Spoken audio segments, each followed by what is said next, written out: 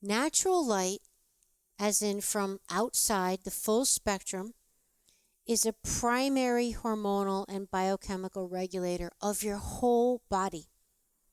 A big part of regulating your natural rhythms is to be sure that you get a minimum of 15 minutes of direct natural sunlight on your skin per day, and preferably without wearing sunglasses, so that the full light spectrum can reach your retina, which is very important, not only for anti-aging and for all your hormones, but also to help you sleep and for good moods. The skin has special photon receptors in it that will help absorb light, vitamin D, and serotonin, and in turn make critical hormone regulating cholesterol and melatonin and feel-good neurotransmitters. These are all things that you need in order to feel happy and in good moods, and to regulate your appetite and weight, as well as promote good sleep. The sun is critical to all life, and we wouldn't survive more than a few weeks or maybe even days or minutes without it. So please do not be afraid of the sun. The key is to be smart and be aware and be sensible when it comes to exposure.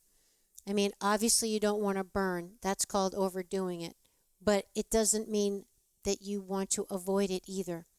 And please do not use dangerous chemical-laden artificial sunscreens. They're not only toxic to you and the planet and animals, but will block your body from getting the full light spectrum and which all your cells require to function properly.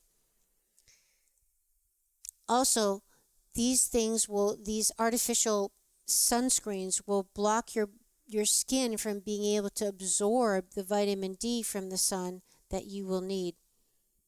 So please be sure to get proper sunscreen if you need it by natural methods, natural lotions and potions, or even just using a nice organic coconut oil with olive oil blend.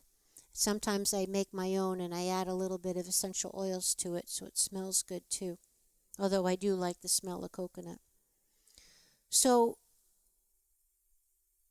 the sun is super important, not only so we get the critical vitamin D that we need for our immune system, our anti-aging system, and the health of our whole body, but also the sun is antiviral, so it really helps promote a healthy immune system, not to mention our moods and our energy. We all know the serotonin that we get from the sun really helps us just feel better, right? It's a mood lifter, a mood enhancer for sure.